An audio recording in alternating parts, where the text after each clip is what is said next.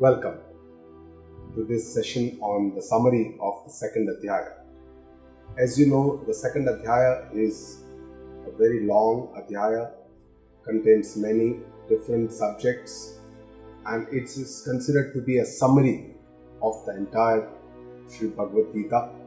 So it contains the Gnan part as well as the Karma part and the Lakshana or the attributes of a Gnani, that is a Sthita Prajna.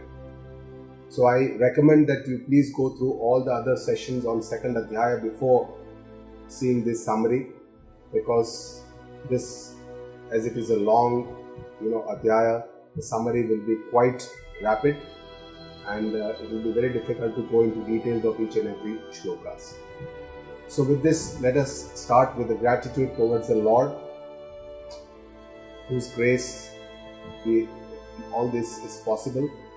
We also revere the Guru Parampara, through which this knowledge has been protected and has been passed on from generation to generation. I would like to pay my respects to our Guruji, to Jai Guruma, with whose grace I am able to learn the scriptures and share the understanding with you all. So let us start with the Prarthana.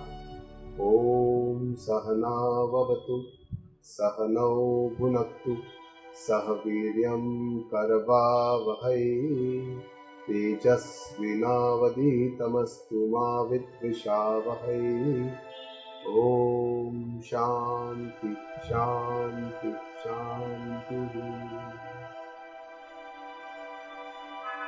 So the second Adhyaya consists of 72 shlokas. The first session was on the first 10 shlokas, in which Sanjay starts the Adhyaya. He is talking to Dhritarashtra, and then in the second and the third shloka, Shri Krishna talks to Arjuna and tells him to get up and start this war. And Arjuna gives many excuses that he cannot fight this war because Bhishma, Drona are quite learned, quite respected. And finally, in the seventh shloka, Arjuna accepts the disciplehood or studenthood of Shri Krishna. So far, for many years, they were both, they were Sakha, friends. Now, Arjuna has accepted the Shishyatva of Shri Krishna, and he reiterates his faith and shows his dispassion, Vairagya, and then Shri Krishna starts his sermon or his understanding, shares his understanding, Updesha about Atma Gnana, which is the crux of Sri Bhagavad Gita. It's the crux of the summary of Upanishads as well. So that starts from the 11th shloka. So let us start with the first 10 shlokas. The Adhyaya, second Adhyaya, starts with Sanjay talking to Dhritarashtra. It says, Tam tatha kripaya vishtam Ashrupurna kulekshanam Vishidantamidam vakyam Uvacha Madhusudana. So the first Adhyaya ended when Arjuna was, very in a lot of sorrow, grief. He didn't want to fight the war, and he went to the back of the chariot and sat down and says, I don't want to fight this battle. He puts down his Gandiva and he sits there. And the second Adhyaya also starts with Sanjay telling the same thing, that Arjuna, who is in Vishada, Ashrupurna, is in tears, his eyes, and Vishidantam is in a lot of sorrow, Shoka, and he's speaking this Vakya, Madhusudana. Madhusudana is Lord Krishna talks to Arjuna. So the second shloka is Shri Bhagavan Uvacha Utasva Kashmalamidam Vishame Samupasthitam Anarya Chustama Swargyam Akirtim Karam Arjuna.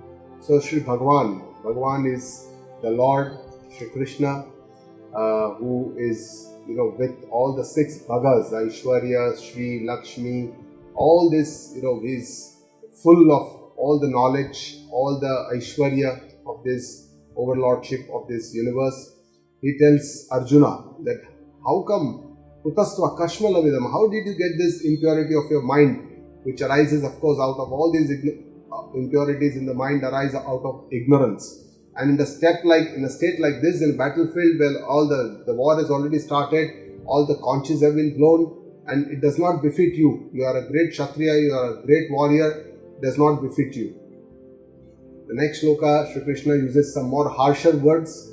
Klaibyam masma gamah partha naitatva yupapadyate shudram hradaya daurbalyam tyaktotishta parantapa. He says, Klaibyam masma. Klaibya means napusanka, somebody who is neither a male nor a female. So don't be a coward, and this attitude, cowardly attitude, does not befit you. Shudram hradaya daurbalyam. All your weak-minded, negative emotions, you get them out of your mind and get up and get ready for this war. Hey Parantapa. Parantapa is somebody who is, is so strong, such a strong warrior who gives heed to the opponents. That is a Parantapa.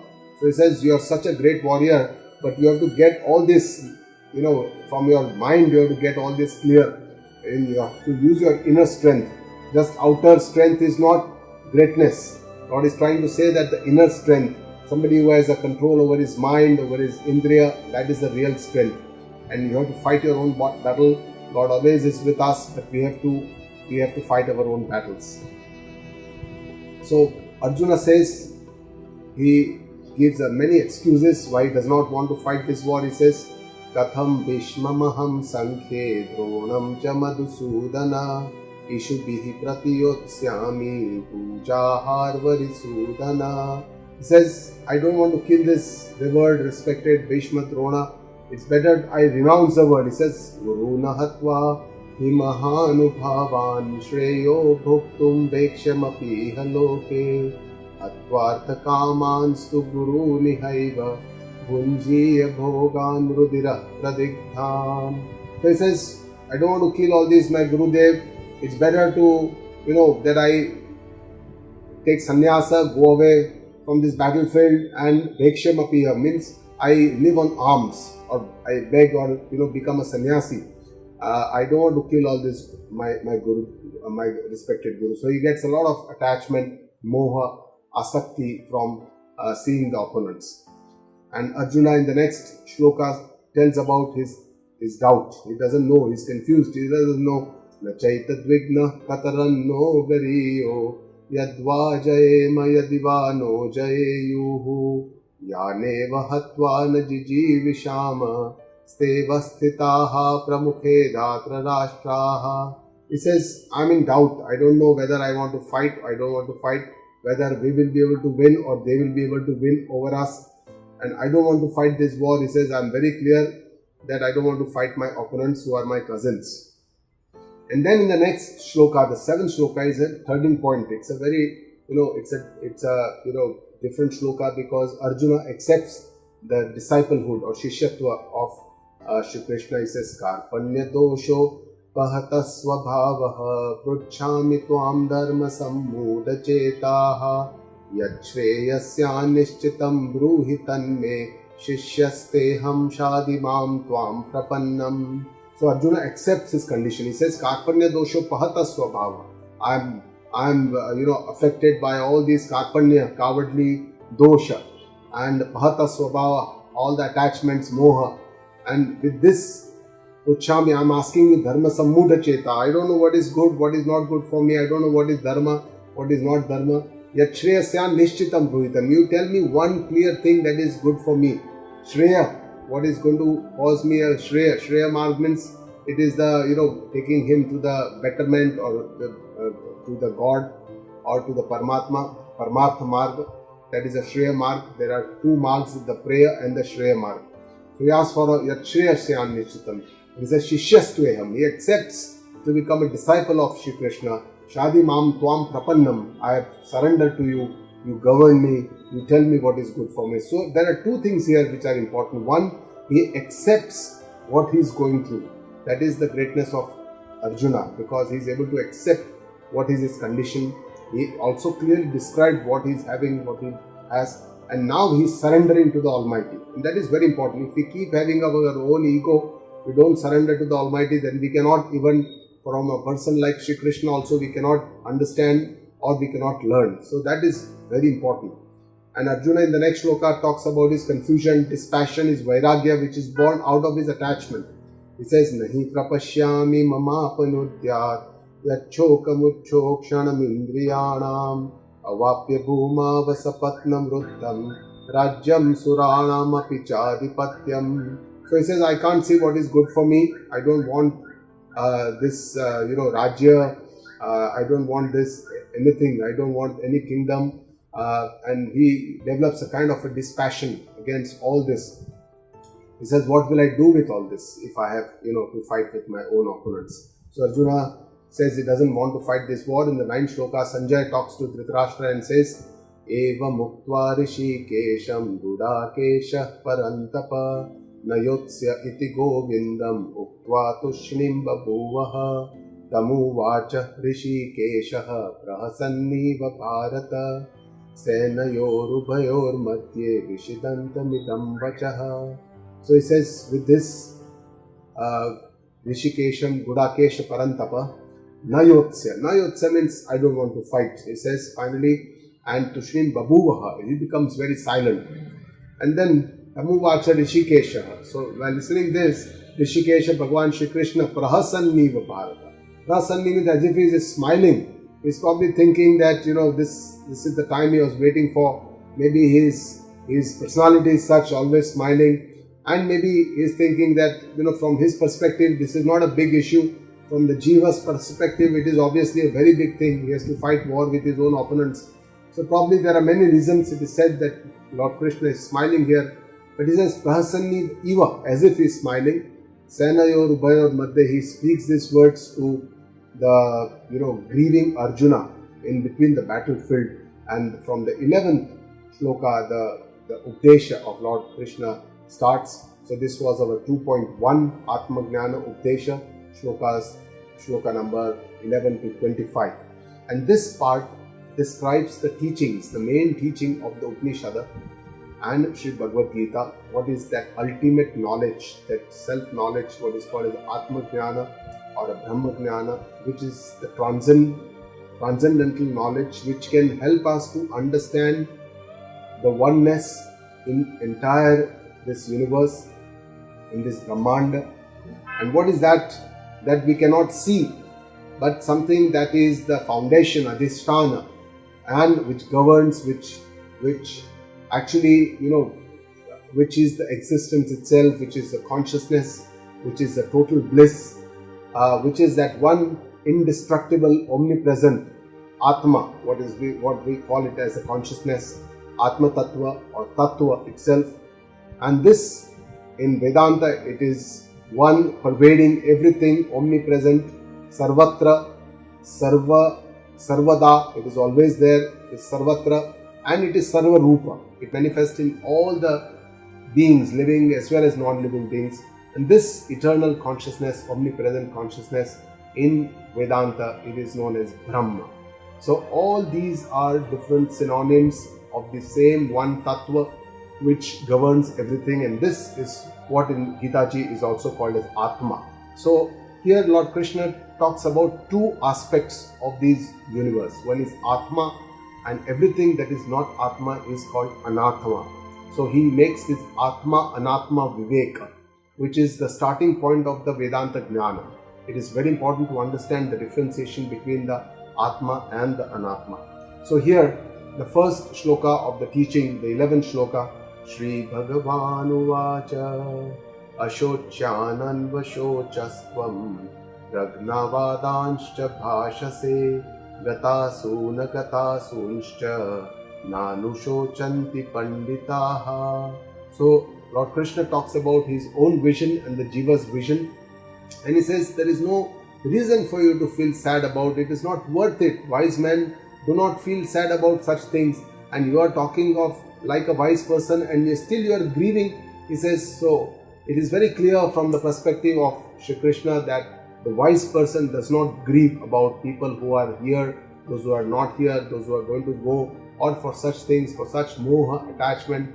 So moha is the main problem of Arjuna, attachment, and this is the main cause of dukkha. All the dukkha in the life is because of, most of these is because of moha, and this is the main solution that Gita Ji teaches us or shows us how to get rid of this moha, this attachment, this asakti, this dukkha of the samsara, how to get over this and be in an eternal stillness, an eternal bliss, how to feel that which is part of our own self.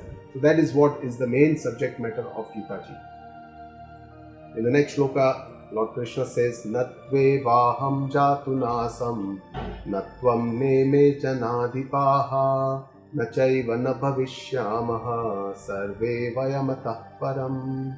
So here he describes the Sat Tattva or the Atma as a Sat Tattva, that is the Nitya Swarupa of the Atma, which is eternal, which is Sarvada, it is always there.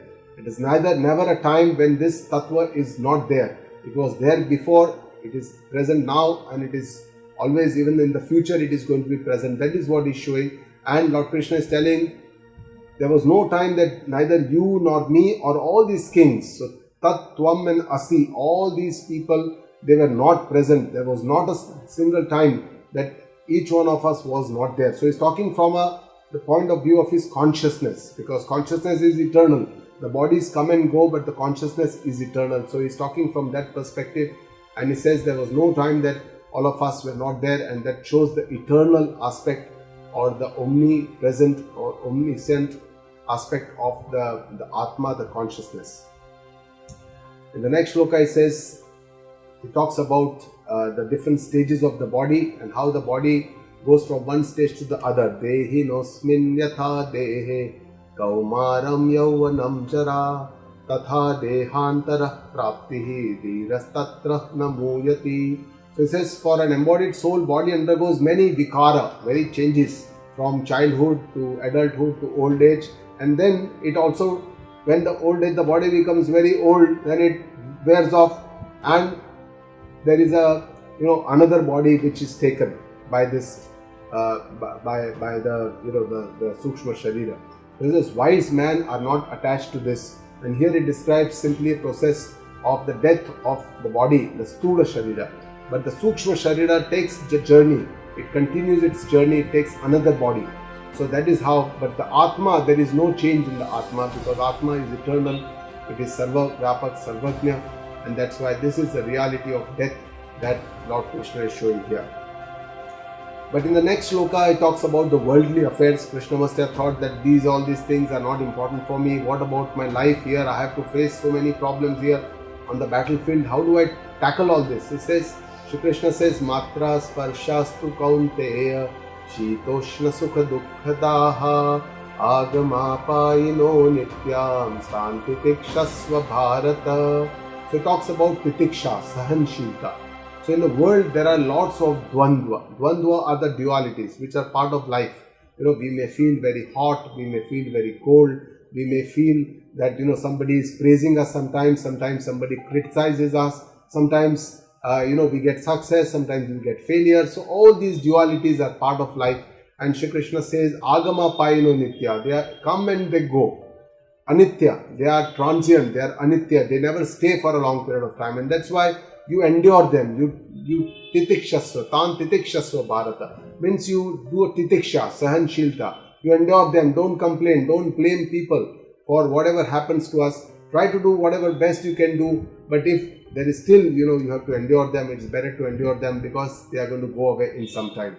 And then in the next shloka he says, if you keep enduring this and do, this titiksha bhavana, then what will it lead you to? It will lead you to a samatva.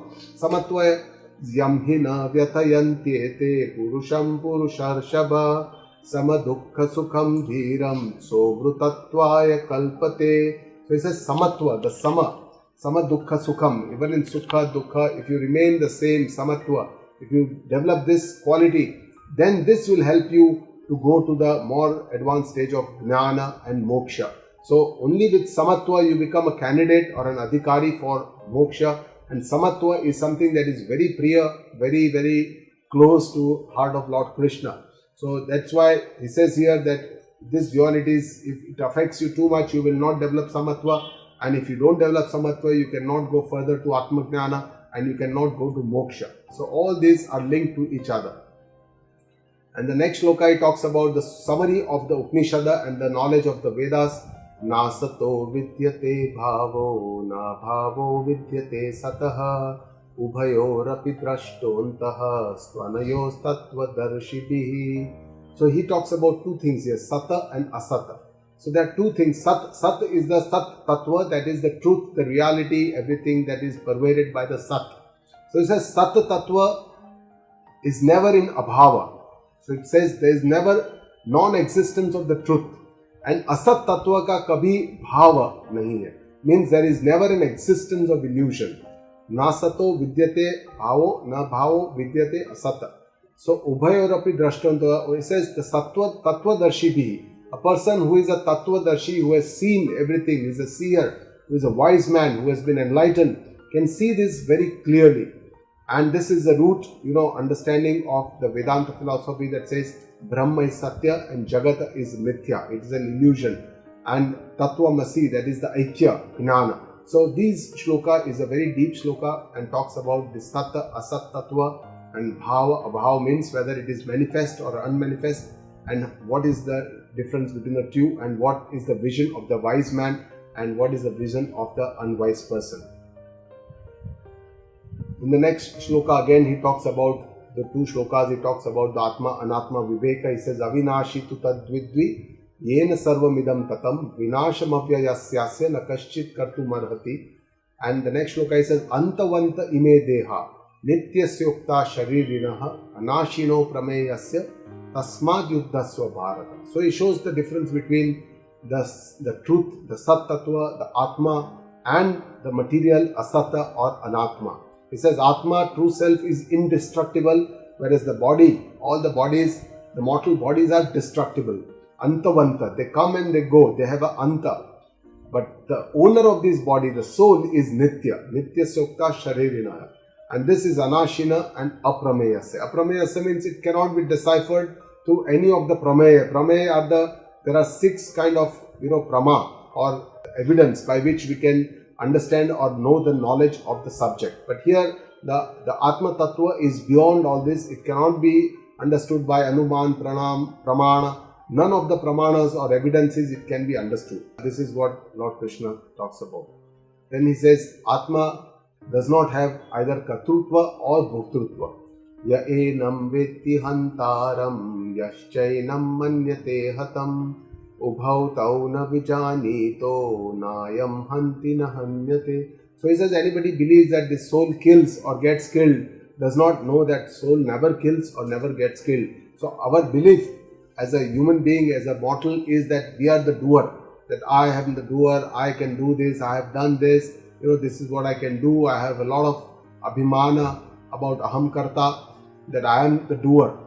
And of course, when we enjoy the sense pleasures, we feel that I am the enjoyer, I am the bhokta. But in reality, what Lord Krishna is trying to say that this is not there in Atma. Atma does not have any kartrutva, neither it has any bhoktrutva. Atma does not have any kamana, it does not have any kartavya, it does not have any karma, neither is not a bhokta also.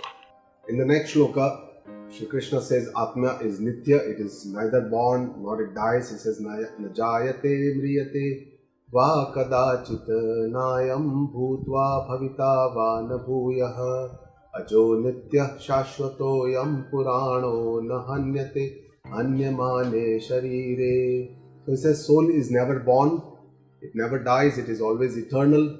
Atma does not have to go through this Shadvikara that the body has to go through. And even when the body gets killed, the Atma or the soul is never killed. So this he is talking the difference between the Atma and the Anatma. He says the wise man, he does not kill, neither he gets killed. Veda vinashinam nityam ya enamajam avyayam katham sah purusha partha kam ghatayati hantikam. So again he says, talks about the soul that is not it's a karta, it is abhokta. It is not the doer, it is neither the enjoyer. And if you want to, reduce our kartrutva or our bhoktrutva, we have to start with the bhoga first. We have to reduce our sense pleasures by doing indriya sanyama, and then this will help us to remove our kartrutva or the kartrutva vibhana. That the doership feeling behind any karma that we do is something that binds us to this karma. And that's why to relieve this, we have to understand the real nature of this karma.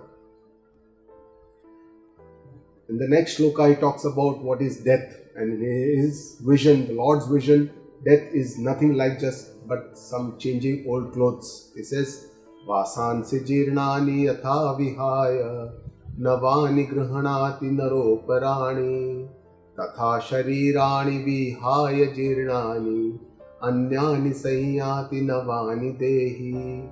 So he says, just like a person sheds off his old clothes and wears new clothes, similarly an embodied soul leaves the old body and enters into a new body. So this is what death is, and we all have a lot of fear of our own death.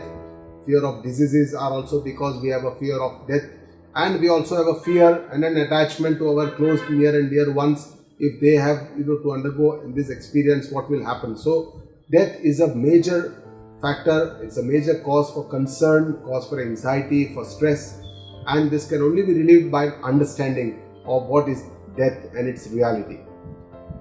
In the next 3 shlokas, Shri Krishna talks about Atma Swarupa, how it is indestructible. Nainam chindanti shastrani, nainam dahati pavakaha, nachainam kledayantyapo, na shoshayati marutaha, achekyoyam adagyoyam, aklegyo shoshya evacha, nityah sarvagatah stanuhu, achaloyam sanatanaha.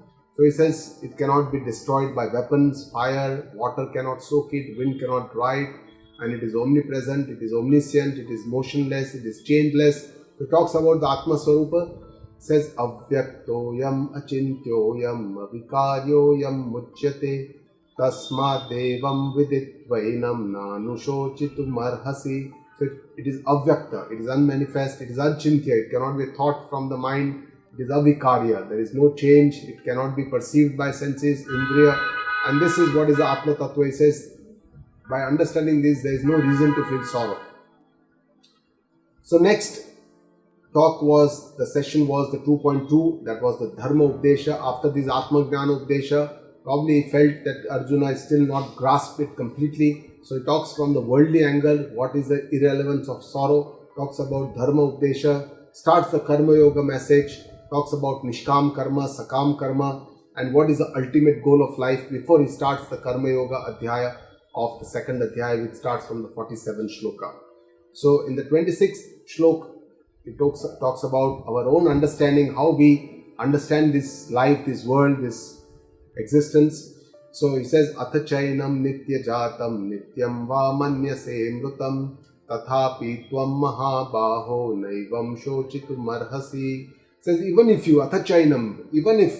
believe that the soul is always born and always dies. This is also belief of some of the religious sects. They believe that the soul is individual soul which is born with the body and then it dies with the body.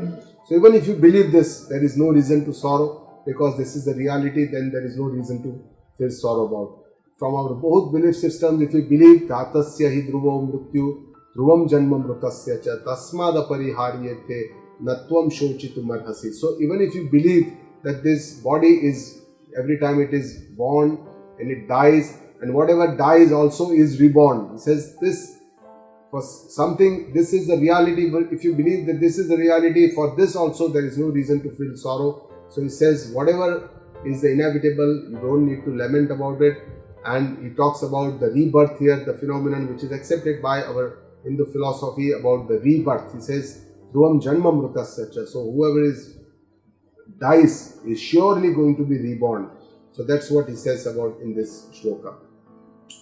And next shloka he says, whatever is transient, what is seen only for a certain period of time, you don't need to lament or feel sorrow about it. Avyaktadini bhutani vyaktamadhyani bharata avyakta nidananyeva tatraka paridevana. So he says, everything that you are seeing here, all life or all creation was unmanifest before, is unmanifest after. Only in the middle part it is manifest. And that's why for this transient manifestation, you do not need to get attached, or you do not need to feel sorrow or have a shock about it. And the next shloka he says about the wonderment, Ashcharya of this entire, this Atma Tattva and its entire creation. Ashcharyavat pashyati kaschidena, Ashcharyavat vadati tathaiva chanyaha, Ashcharyavat chainamanyah shrunoti, Shutvapyenam vedana chaiva kaschita. So he says everything is a wonder. If you can see it that way. If you can't see it, nothing is a wonder in this world. But Atma, a lot of people look at it with wonder. Wow, is there anything like this? Something that I cannot see. When somebody listens to it, he also feels wow. Feels wow, what a wonder. Is there something like this? Something that can pervade everything. And then a few people listen about it, but many or most of the people cannot understand or know this, because that is also a wonder. So everything is a wonder, he says. And the goal is to understand this self-knowledge. Dehi nityam avadyoyam dehe sarvasya bharata tasmat sarvani bhutani natvam shochitum arhasi. So with this he completes the Atma Jnana Prakarana and talks about the Atma and the Anatma, and says this Atma is indestructible. If you feel that you are the Atma, then there is no reason to worry. If you feel you are the Anatma, if you are the body and you are going to be born, you are going to die, then also there is no reason to worry. Why? What is the reason to worry? And from the next, he starts his Dharma Updesha. Even from your own Dharma, Arjuna is a Kshatriya, his Dharma is to fight. And that's why from his own Dharma Drashti, his own Kartavya, his duty is to fight a war, which is the Dharma Yuddha. This is the Dharma Yuddha, is done for the righteousness, the right thing. It says, keeping this Swadharmamapi cha veksha navikampitum arhasi dharmyadhi yuddha shreyvanta kshatriyasya na vidyate. So it's with this, keeping your dharma in mind, also you need to fight. And for a Kshatriya, there is nothing better than is to do his duty. The next shloka says, Yadruchaya chopapannam swargadwaram apavrutam Sukhinah Kshatriyah Partha Labante Yuddha Mitrasham.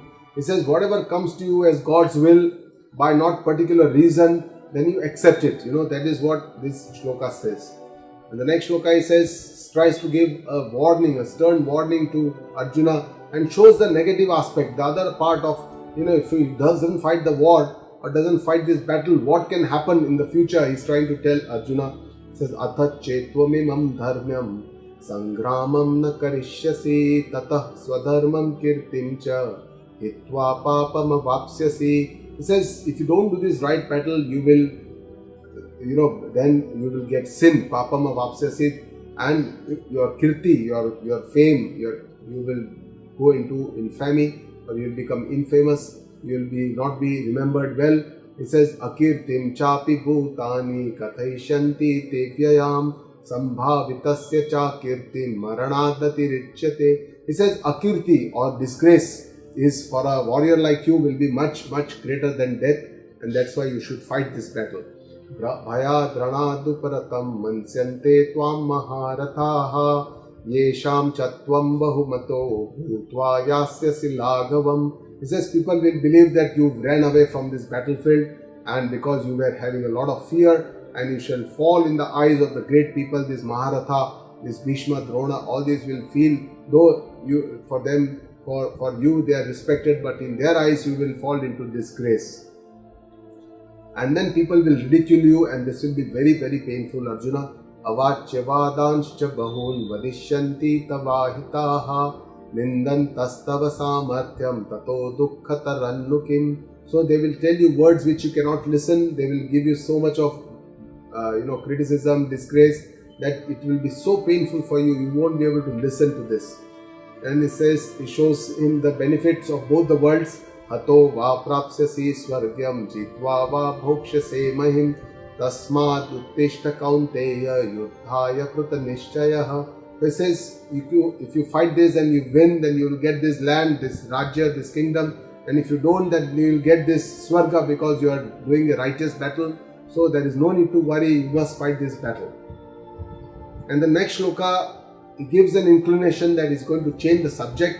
It says, Sukha dukkhe same krutva labha labho jaya jayau tato yuddhaya yujjasva naivam papam avapsyasi. So in this 8th shloka, Shri Krishna talks about again the Samatva Bhavana. And Samatva Bhavana is the Bhavana of Karma Yoga. He says equanimity in pleasure and pain, in profit and loss, in success and failure. For this, you must fight the war and you must remain samatva. Whatever you get, you must accept it with equanimity. एषा ते विहिता सांख्ये बुद्धिर्योगे त्विमां शृणु बुद्ध्या yukto yaya partha karma bandham prahasyasi. So he says, I'm going to change the topic. So far I have talked to you about the jnana, the knowledge, the ultimate knowledge, the self-knowledge, atma jnana. But now I'm going to talk to you about the action, the yoga of action or the karma yoga, which can lead you from, liberate you from the bondage of the karma. Normally karma is thought to have creates bondage. But here Lord Krishna says, I'm going to teach you how you can unravel this bondage and you can liberate by doing the same karma. How is it? It says, Neha bhikramana shosti pratyavayo na vidyate swalpam apyasya dharmasya trayate mahato bhayat. He says, nothing that you do in this path of karma yoga or on this spiritual aspect path, nothing goes in vain.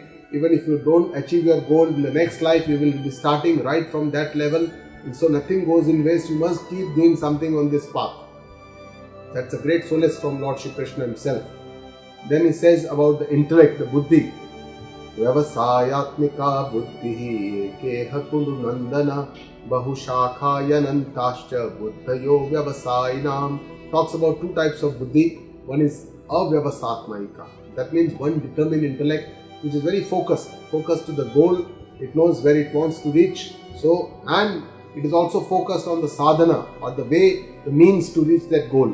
So one is on the path and keeps going on this path with this buddhi, nishtayatmika, because the function of the buddhi or intellect is to make decisions.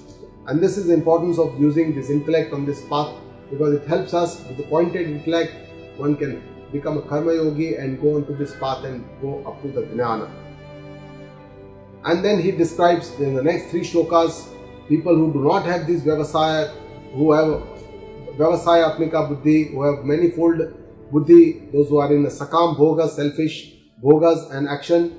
For them, what is, yami mam pushpitam vacham pravadantya vipaschitaha vedavadarata partha nanyadastiti vadinaha kamatmanah swargapara janma karma phala pradam kriya vishesha bahulam bhogeshwarya gatim prati bhogeshwarya prasaktanam dayapayata chetasam vyavasayatmika buddhihi samadhau na vidhiyate. So he says these are the people who speak too much.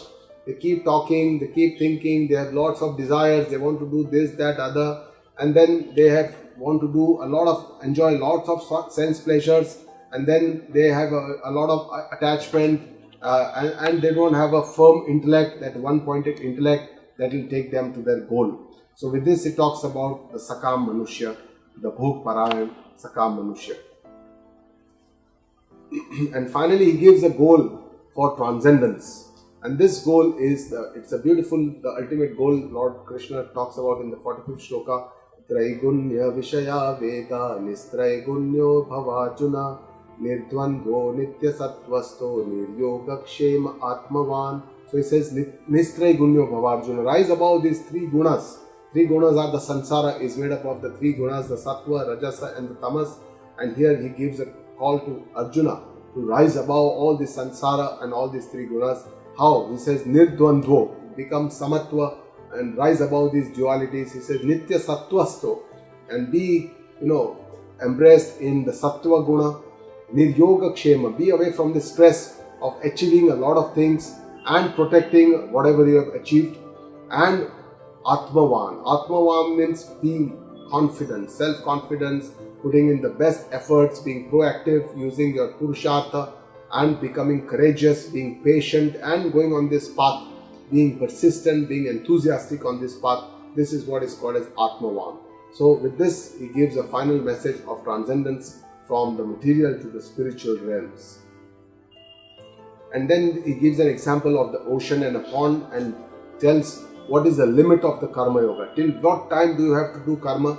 And this is where he says, Yavanartha udah pane sarvata samplutodake tavan sarveshu vedeshu brahmanasya vijanita. So there is a limit of karma yoga for the wise person who is enlightened. For him, just like an ocean, they don't need this small water bodies like pond.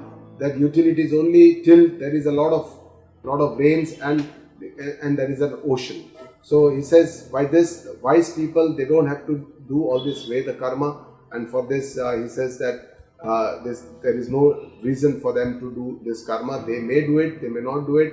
Veda Vihita karma, they are not affected by this kind of Veda karma. So the next topic is the Karma Yoga, the shlokas 47 to 53 in the second Adhyaya, where the foundation of Karma Yoga, the principles of Karma Yoga has been described and by Shri Krishna. In the 47th and the 48th shloka, in the 49th he criticizes the selfish person, 51 he shows the selfless actions, and then the highest attainment in life and its preparation. So let's start with the 47th and the most important and the most famous shloka of Shri Bhagavad Gita. Karmanyevadhikaraste ma phaleshu kadachana ma karma phala hetu buhu mate sangosta karmani.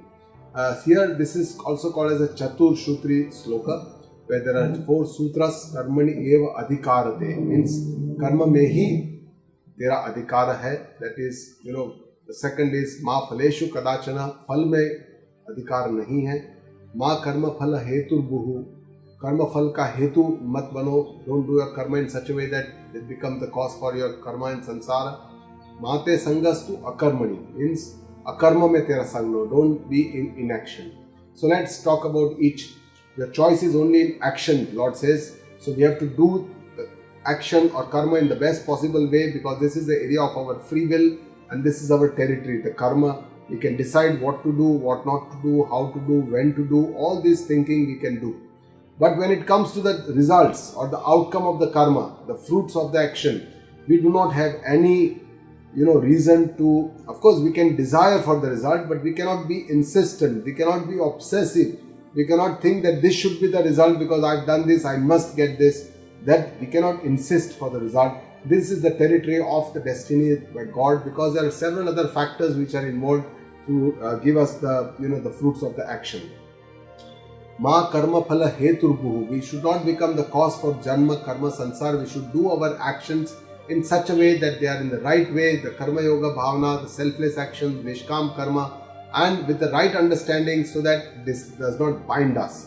And mate sangosto karmani means don't be attached to inaction. Don't be lazy, don't be proactive. Whatever needs to be done, we must do it. We must not run away from action. Karma tyaga, God does not say that is good. Karma sannyasa, He does not say that we should go for karma sannyasa. We should remain in karma yoga, remain as a grihastha, and continue our spiritual journey and make the best use of this human life to attain the ultimate that this life is meant for.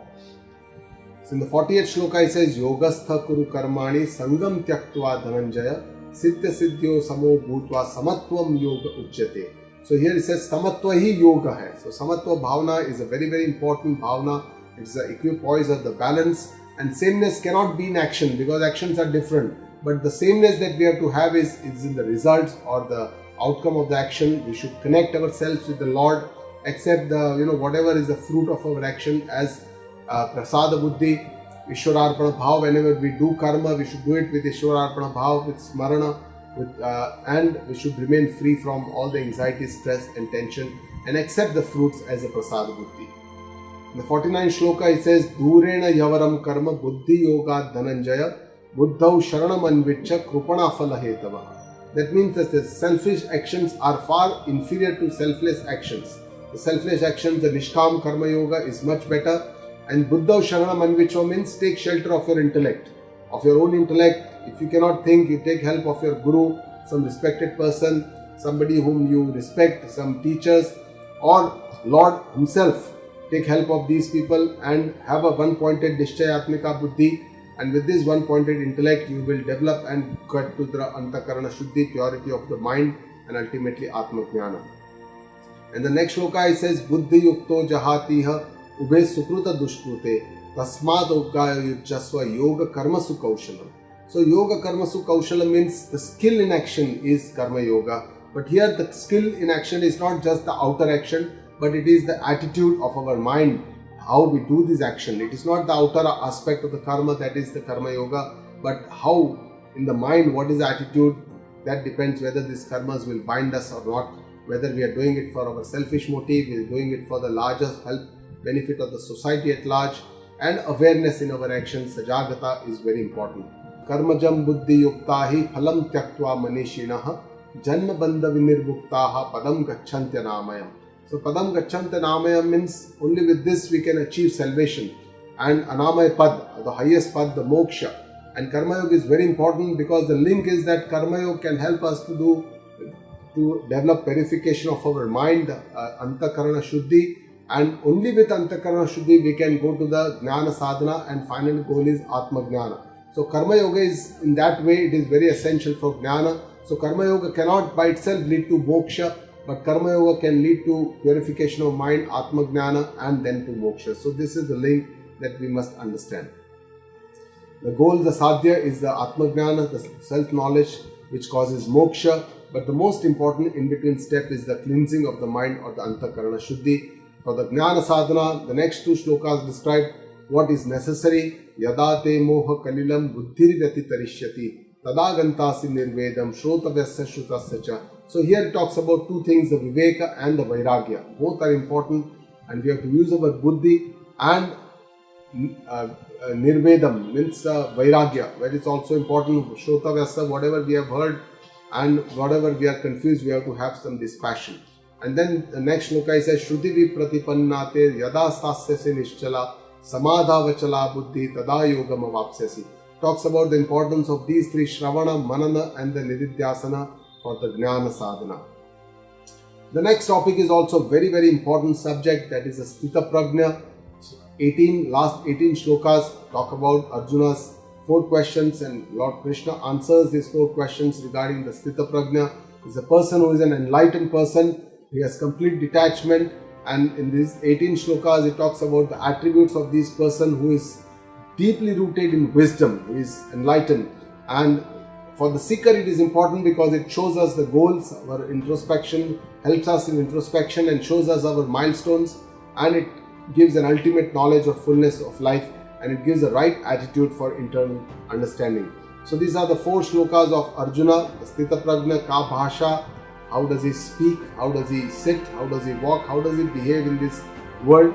And Lord starts by saying, Prajahati yada kaman sarvan partha manogatan atmanyevatmana tushtaha sthita prajnaste dochyate. So somebody who has left all his desires may come in his mind, but with understanding those desires just settle down, and he is always happy with his own self, Atma Swarupa. He has understood that the real bliss is inside me. It is not outside in these sense pleasures or these objects of desire. This person is a Sthita Prajna because he has left all the selfish or sakama desires. Dukkeshvanu dvignamanaha sukkeshu vigata spruhaha vitaraga bhaya krodha sthita dirguni ruchyate. So this is an answer to the second question. And the Lord Krishna says that one who is samatva, who does not get too agitated in grief, sorrow, does not get too elevated or too happy in joy, and does not have too much of longing, spruha, attachment in the joy or in happiness, and one who is free from attachment, vita, raga, bhaya and krodha, all the 3 attachment, fear, anger, then this is the person who is a sthita dirmuni ruchyate, is a sthita prajna person. Then in the third question, Lord Krishna answers, Yaha sarvatra nabhisneha tat tat prapya subhashubham nabhinandati nadveshti tasya prajna pratishtita. So somebody who does not have too much of affection in pleasant and unpleasant situation, does not rejoice too much, does not hate too much, and he shows how we can develop this samatva bhavana, because the dukkha comes from nimitta, some instrumental reason which causes some feelings, and with this we get associated, tadatmya, with our raga dvesha, and this tadatmya causes this dukkha and sukha feeling. So we can avoid this by neutralizing our raga and dvesha, and by avoiding this tadatmya to our feelings through this raga dvesha which remain in our senses and our mind, and through this we can develop a samatva. So that is what Lord Krishna teaches here. And in the Sthita Prajna second part, we saw about the Indriya Sanyam, and there is a beautiful example of the turtle and the 8 steps to ruin, and how Indriya Sanyam can be achieved in our life to reach the ultimate goal of our life, which is the firm knowledge and moksha and Brahmi Sthiti. So in the 58th shloka, Shri Krishna talks about Yada samharate chayam kurmongani va sarvashaha Indriyani indriyarthebhyah tasya prajna pratishthita. He says, it talks about an example of a turtle, kurma, and it says Indriya Sanyam, how he, withdraws all its limbs into a shell, and a Sthita Prajna similarly withdraws all his sense organs from sense objects. But this is not by suppression. This is a very Sahaj Sanyam. Sthita Prajna Purusha has a Sahaj Sanyam. For a seeker, initially it may be a little bit under suppression or under control, but then gradually it has to become a Sahaj Sanyama, and this is only because of awareness in our Vyavahara, in our worldly, and with the Sanyama of our Mana and Buddhi's understanding, we can reduce this attachment to our sense organs. And finally he says, when we withdraw the sense organs, where do we have to put these sense organs? It says, Vishaya vinivartante niraharasya dehinaha rasavarjam rasotyasya param drashtva nivartate. So when the objects are renounced by the sense organs, but the desire, the inner desire, that rasa inside still remains. And this can only be relieved by knowing the Supreme Param Drashtva Nivartate. So when we withdraw all the senses, we have to put it in the Lord's feet, and then with this Param Drashtva, we know the supreme power of the Lord. With this, all our desires can get dissolved, and we don't have this further desires. So Shri Krishna talks about the powerful nature of the senses, Indriya, how they are so powerful. Yatato yapi kaunteya purushasya vipashchitaha indriyani pramathini haranti prasabham manaha. So even for a person who is viveki, who is a seeker, who goes on this path, even for this person the indriyas are very powerful. Haranti prasabham manaha, by force they will pull the mind and take the buddhi also along with it. He says Indriya Sanyama is the most important. He tells Krishna, Tani sarvani sanyamya. All your indriya, you make them under control. Yukta asita matparaha vashehi asya indriyani tasya prajna pratishtita. Only a person who has all his senses under control can develop a determined intellect, prajna pratishtita. And then in the next two shlokas, he talks about the 8 steps to ruin. Dhyayato vishayan punsa sangaste shupajayate sangat sanjayate kamaha kamat krodho bijayate krodhat bhavati sammoha sammohat sruti vibramaha sruti branchad buddhinasho buddhinashat pranashyati. So he says the person who keeps thinking about the objects gets attracted to it, gets desire. If he doesn't get those objects, then he becomes very angry, and then his anger turns into moha, delusion. His memory, whatever he has listened about good things from his teachers, gurus, scriptures, whatever he has read, all that is gets lost. His intellect is destroyed, and with this he ceases to be a person, because his buddhi is not working. He talks rubbish, and he goes to the level of an animal, sometimes resorts to violence also.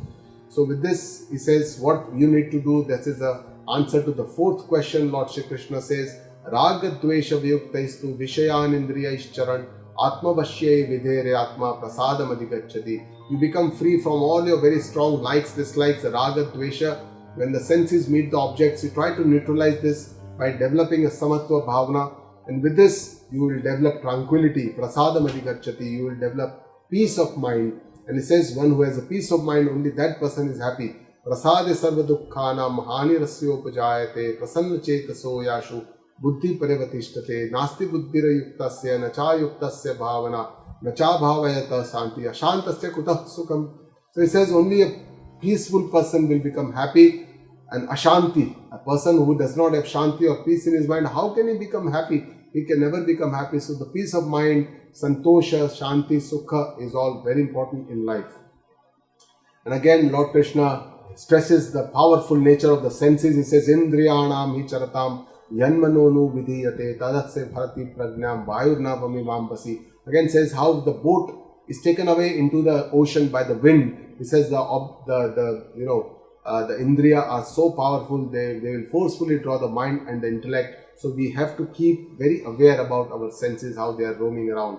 And he says, Tasmadasya mahabaho nigruhitani sarvashah indriyani indriyarthebhyah tasya prajna pratishtita. Keep all your sense organs under control. Only then you will develop your mastery under control, and you will go further on this path, and you will be able to see what others cannot see. It says, Ya nisha sarva bhutanam tasyam jagarti sanyami yasyam jagrati bhutani sa nisha pashyato munehe.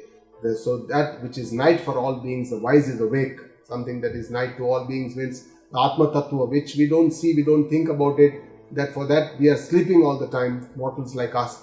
But for that, the person who is enlightened, a wise person, is awake or constantly is thinking about the Atma Tattva. Whereas Yasyam Jagrati Bhutani, for everything that we are awake about, the Anatma, the worldly pleasures, the worldly things, activities, for Sanisha Pasyato Mune, the wise person, is sleeping on that. He does not give so much of importance to all these worldly objects. That is the meaning of this shloka. It's a beautiful shloka and it has to be understood clearly from a learned guru. So finally, coming to the end of the Adhyaya, he gives an example of Apuryamana Machala Pratishtam Samudramapa Pravishanti Advata Tadvat Kamayam Pravishanti Sarve Sashantamapnoti na Kamakami. So how in an ocean, all the rivers come and meet the ocean does not overflow. Similarly, it describes a wise person who is like an ocean. It's completely fulfilled, it's very peaceful, does not have any desires, does not have any complaints, does not blame people, and that person does not have any desires. So this is he describes a wise person, and he says, how is it possible? Vihaya kamanya sarvan pumansh charati nispruha nirmamo nirahankaraha sashanti madhigacchati. He says, how is it possible to reach to this state, this true, complete inner, complete self? And we have to leave all our binding desires, live without attachment, nirmamaha, nirhankaraha. We have to leave our ego, because that is the one that creates a lot of obstacles on our path of our spiritual or upliftment or progress. And only with this Shanti Madhigacchati we can attain the eternal bliss. Only if we leave our attachments, our desires, our ego, only then we can reach to the state of eternal bliss. And this, in the final shloka of the second Adhyaya, Lord Shri Krishna talks about the ultimate stage, the Brahmisthiti, the moksha, the liberation. Esha Brahmisthiti Partha Nainam Prapya Vimuhyati Sitva Syamanta Kalepi Brahma Nirvana Mruchati. He says, once somebody attains this enlightened state, there is no going back. One does not go back to samsara, moha, asakti, all this is not there. And Vedanta says this is the avidya nivrutti, the ignorance is gone. With this moksha, with this understanding of the Brahma Jnana or the Atma Jnana, only with this understanding we can understand, we can develop a complete freedom from all these miseries, dukkha, shoka, moha. And this state is not to be attained after death. Even if somebody attains here, he says, Sthitva Syam Anta Kalepi. Even before death, somebody attains this state, he develops the Brahma Nirvana. So this state is not to be attained after death. This state has to be attained during the lifetime. That is the goal of human life or human existence. And with this, one develops what is called as a Sadeha Mukti. Means during this life also he gets freedom and liberation from all the dukkha, samsara, moha. And even after death, that person is a Videha Mukti. Means after death, this person does not have to come back into this samsara chakra, does not have to take birth, rebirth, and he has achieved salvation or moksha. So this is the real meaning of moksha. Moksha is not just after death. Lord Krishna tells very clearly that moksha is during this lifetime. We have to develop this freedom from all these attachments, moha. That is our ultimate goal, to attain that blissful state, our inner bliss, which will give us a lot of bliss. Then we don't desire for more and more outside. We don't keep accumulating, don't have attachment, moha, asakti, because that is the root cause of this dukkha. And all this understanding can come only if we understand what Lord Krishna is telling us, and then we try to put it, assimilate it inside in our mind. We keep revising it again and again, because this is contrary to our sanskaras, our impressions that we have in our mind, and that then we keep putting it into practice in our life, and then only we can attain that ultimate state of eternal bliss that Lord Krishna talks about in this second Adhyaya. So with this, we come to the end of the second Adhyaya. Om Tat Saditi Srimad Bhagavad Gitasu Upanishatsu Brahma Vidyayam Yoga Shastre Shri Krishna Arjuna Samvade Sankhya Yogo Nama Dvitiyodhyayaha Sarva Dharman Parityajya Mamekam Sharanam Vraja Aham Tva Sarva Papebhyo Moksha Ishyami Ma Shuchaha. So with this we come to the end, and will be our Guru Pratna, Guru Brahma, Guru Vishnu, Guru Devo Maheshwara, गुरुः साक्षात् परब्रह्म तस्मै श्रीगुरुवे नमः। ॐ पूर्णमदः पूर्णमिदं पूर्णात् पूर्णमुदच्यते पूर्णस्य पूर्णमादाय पूर्णमेवावशिष्यते। ॐ शान्तिः शान्तिः शान्तिः। Thank you.